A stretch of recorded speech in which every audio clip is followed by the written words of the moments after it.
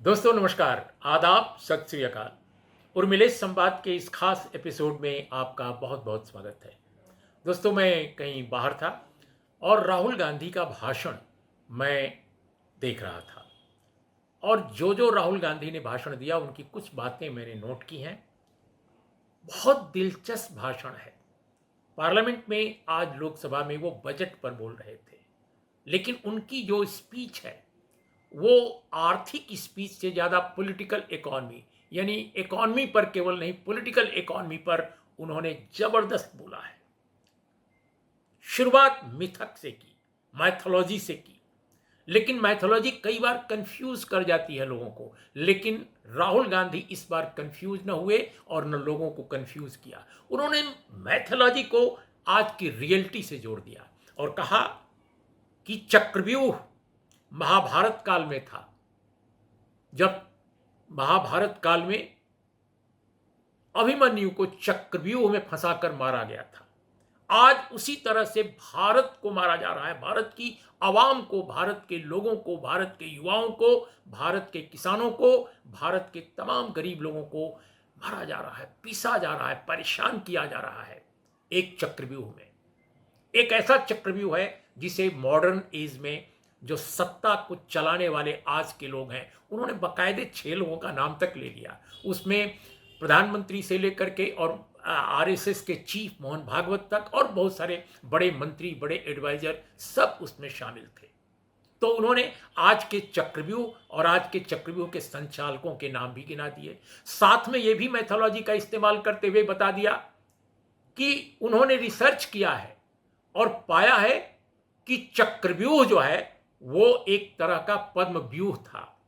चक्रव्यूह का दूसरा जो मैथोलॉजिकल नाम है वो पद्म व्यूह है, और पद्म व्यूह का मतलब होता है कमल का व्यूह, यानी लोटस फॉर्मेशन एक तरह की, यानी लोटस फॉर्मेशन यानी कमल का फॉर्मेशन, संरचना।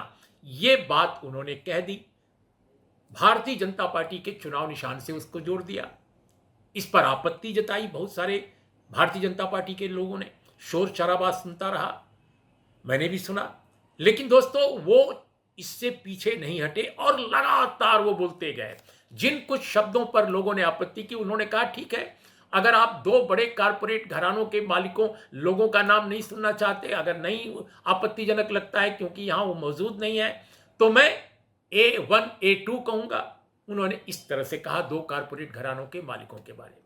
लेकिन असल बात जो की मैथोलॉजी से आज की पॉलिटिकल इकोनॉमी को जोड़ते हुए, चक्रव्यूह को आज की जो राजनीतिक अर्थशास्त्र है उसे जोड़ते हुए, उन्होंने कहा कि इस देश में टैक्स टेररिज्म चल रहा है, टैक्स का आतंकवाद, लोगों को टैक्स के आतंक से परेशान किया जा रहा है। लेकिन टैक्स का जो भुगतान है वो किस तरह से हो, कैसे उसका यूज हो, कैसे उसका उपयोग हो, इसका कोई हिसाब किताब नहीं है। किसानों को नहीं दिया जा रहा है एमएसपी, लीगल गारंटी जो एमएसपी होनी चाहिए वो नहीं दी जा रही है। इसके अलावा उन्होंने कहा कि बेरोजगारी का जो चक्रव्यूह रचा गया है उसमें आम इंसान, आम गरीब, आम नौजवान मारा जा रहा है। उन्होंने कहा कि छात्र और युवा किस चीज से ज्यादा परेशान है? बेरोजगारी से। जब वो एग्जाम में बैठते हैं तो पेपर लीक हो जाता है। 10 साल में 70 बार पेपर लीक हुआ है। ये मैं नहीं, राहुल गांधी ने लोकसभा में बोला। 10 साल में 70 बार पेपर लीक हुए हैं, लेकिन बजट नौजवानों के रोजगार और पेपर लीक पर मौन है, खामोश है। किस तरह का ये बजट है? किस तरह के बजट एलोकेशन की बात कर रहे हैं? बजट में सिर्फ देश के जो बड़े इजारेदार घराने हैं, बड़े जो मोनोपोली हाउसेज हैं, उनकी बढ़ोतरी कैसे हो इसका इंतजाम किया गया है। उन्होंने साफ इल्जाम लगाया। उन्होंने कहा कि बजट आम गरीब जनता, आम किसान, आम मजदूर, आम छात्र, आम युवा, आम रोजगार के लिए तरसने वाले लोग, उनके लिए नहीं है। ये सिर्फ बड़े धन्ना सेठों के लिए है। इसके अलावा दोस्तों उन्होंने बड़ी बात कह दी कि एजुकेशन बजट में सबसे कम पैसा इस बार डाला गया है, सबसे कम, यानी शिक्षा पर खर्च ये कम कर रहे हैं। दोस्तों सेना के जवानों को उन्होंने कहा कि सेना के जवान जो अग्निवीर के रूप में हैं वहाँ पर शामिल किए गए हैं। कहते हैं कि ये भी सेना के जवान हैं, लेकिन उनकी पेंशन की कोई व्यवस्था नहीं की गई है। अगर की गई है तो बोलिए। बजट के बारे में ये एक महत्वपूर्ण बात उन्होंने कह दी। दोस्तों, एमएसपी से अग्निवीर योजना, इस पर चर्चा करते हुए उन्होंने अब जो महत्वपूर्ण बात कही, उन्होंने कहा कि देश के 73% दलित पिछड़ों को इस बजट में कोई उनको जगह नहीं मिली है। और कहा उन्होंने कि ये जो चक्रव्यूह है, जिसमें कि कई एजेंसियां, संस्थाएं, कार्यपालिका, सबको गिना डाला, फाइनेंशियल जो पावर है उसका संकेंद्रण चल रहा है, ठीक उसी तरह से राजनीतिक पावर के हाथों में शक्ति का संकेंद्रण चल रहा है। तो कौन परेशान है? दलित, आदिवासी, ओबीसी, गरीब, छात्र, नौजवान और आम लोग जो इस व्यवस्था के चक्रव्यूह में फंसे हुए हैं। उन्होंने एक बात बड़े साफ ढंग से इस बार कही, जो इस पार्लियामेंट के यानी 18वीं लोकसभा के पहले सेशन में जो ठीक से नहीं कर सके थे, इस बार उन्होंने कहा कि वे इस चक्रव्यूह को तोड़ने जा रहे हैं।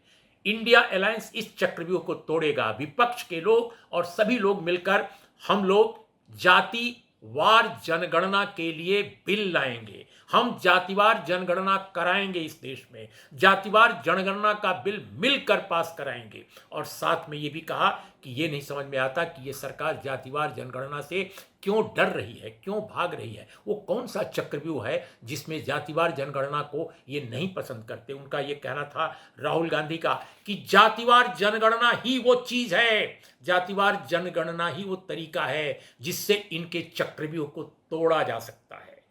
ये बात राहुल गांधी ने जब कही तो बहुत सारे हलकों में मैं देख रहा था, जो दृश्य दिखाई दे रहा था, अचानक सन्नाटा छाया हुआ था। दोस्तों, राहुल गांधी की आज की स्पीच सचमुच महत्वपूर्ण है। जैसा मैंने कहा कि मैथोलॉजी से शुरू करके, मिथक से शुरू करके, पॉलिटिकल इकोनॉमी और फिर इसके बाद सीधे सामाजिक राजनीतिक शास्त्र की तरफ वो आए, जब उन्होंने कहा कि इस देश में जातिवार जनगणना की जरूरत है जो कमल के चक्रव्यूह को तोड़ डालेगी। बहुत महत्वपूर्ण ये उनका वाक्य है। देखना है कि राहुल गांधी इसको अमली जामा कैसे पहनाते हैं, विपक्ष कैसे इसको आगे ले जाता है, और भारतीय जनता पार्टी की जो सत्ता है जातिवार जनगणना से कब तक मुंह चुराती है। तो दोस्तों, आज इतना ही। नमस्कार, आदाब, सत श्री अकाल।